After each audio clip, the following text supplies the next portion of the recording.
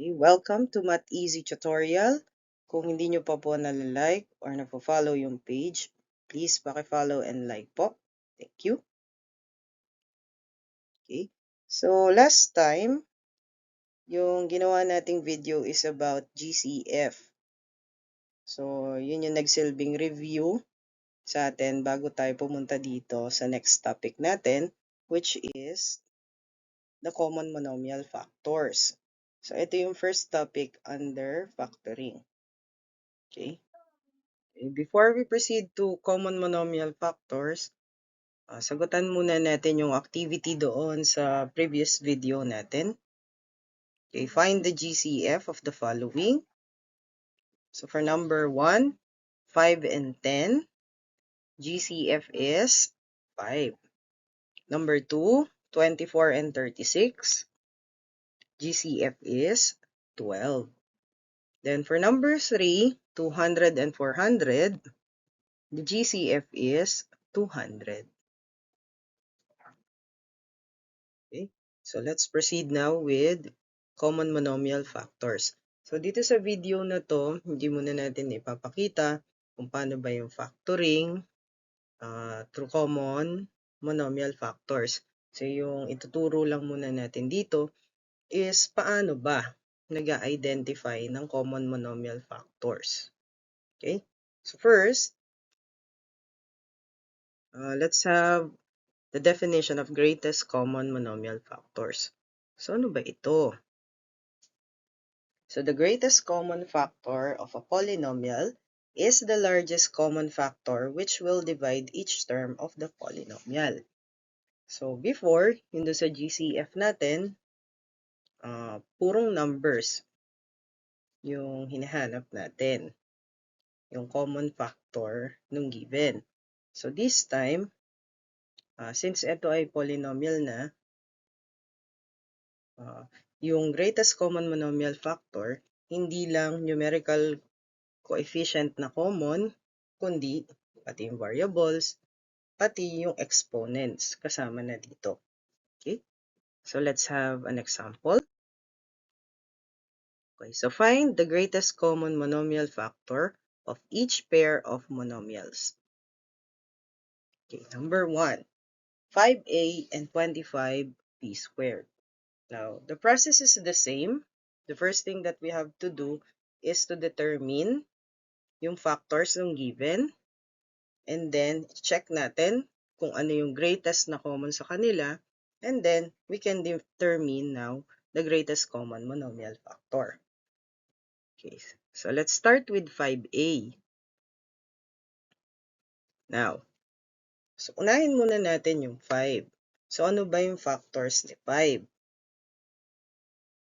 1 times 5. But since may a tayo dito, so the expanded form is 1 times 5 times a. Next, 25b squared. So factors ni 25, 5 times 5. O bakit hindi natin ginamit yung 1 times 25? Kung gagamitin natin yung 1 times 25, yung greatest common factor na makukuha natin is 1.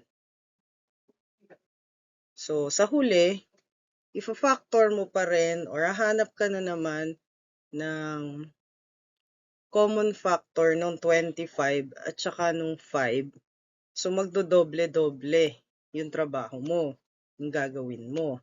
So why not, dito pa lang, check mo na kagad. Ano pa ba yung other factors ni 25 na may kamukha dito sa factors ni 5a? So definitely, 5 times 5. Okay?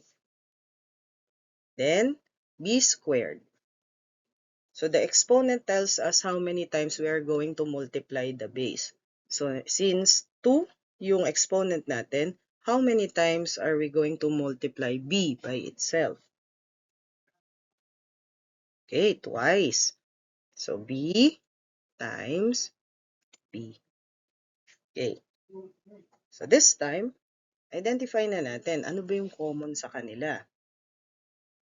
Okay, so the common is 5. Okay, how about sa variables? May common ba? Okay, so obviously, wala kasi yung isa A, yung isa B.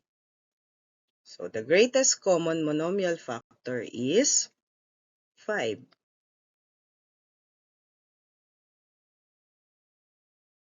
Okay, next. Okay, g squared and 3g. Okay, the process is the same. Identify natin yung factors ni g squared. So, g times g. And then, factors ni 3g. 1 times 3 times g. Okay? Then, determine. Ano ba yung common sa kanila? Okay, so, common is g. So, the greatest common monomial factor is g.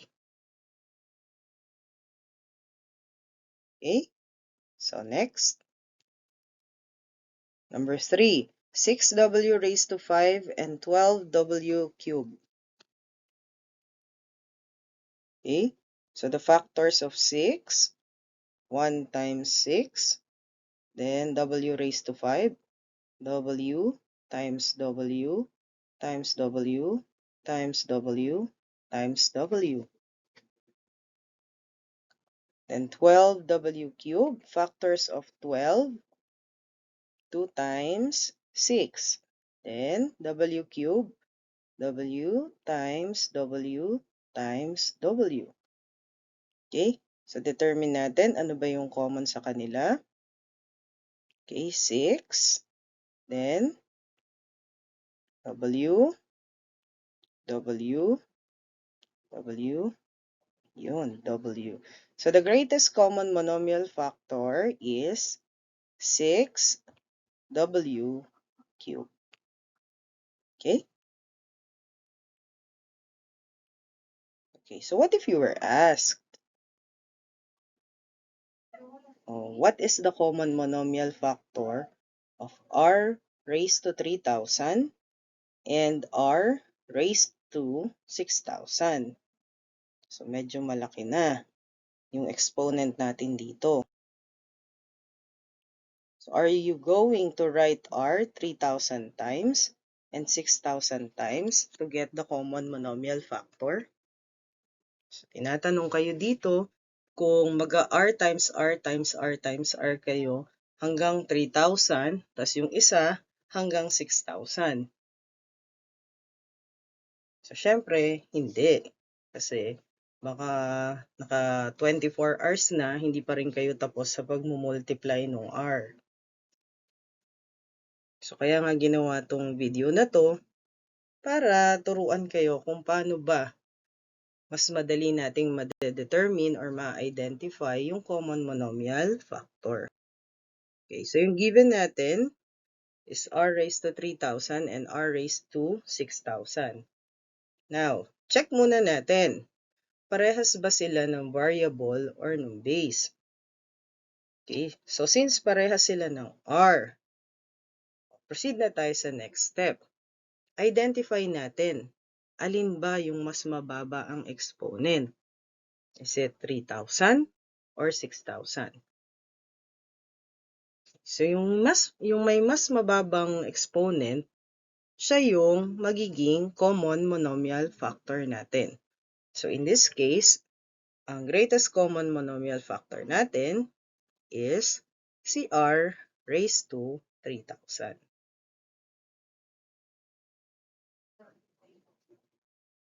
Okay? So try ulit natin. So find the greatest common monomial factor of each pair of monomials. Number 4, s raised to 20 and s raised to 46. So even without expanding yung s raised to 20 at saka s raised to 46, madidetermine na natin kung alin ang greatest common monomial factor.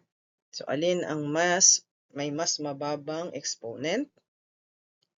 So, s raised to 20. So, the greatest common monomial factor in number 4 is s raised to 20. Okay, next. So how about in number 5? 24m raised to 7, n raised to 11, and 30m raised to 13, n raised to 9. Dito, determine muna natin yung factors ni 24 and ni 30. So, 6 times 4, and then 6 times 5. Yung common is 6. Okay? Now, punta naman tayo sa mga variables. Check natin, parehas ba sila na m? Okay? Then check natin, alin ba ang may mas mababang exponent? Is it m raised to 7 or m raised to 13? Okay, so m raised to 7. So greatest common monomial factor is m raised to 7. Then, check natin, parehas bang may n? Okay. Then, alin ang may mas mababang exponent?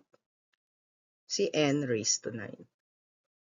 Okay, so the greatest common monomial factor is 6m raised to 7, n raised to 9. Okay? So, this time, it's your turn. Okay, so I want you to find the GCMF, or the greatest common monomial factor of the following. Okay, so numbers 1 to 3. Pwede nyo na lang ilagay yung sagot doon sa comments. Okay, so thank you for watching.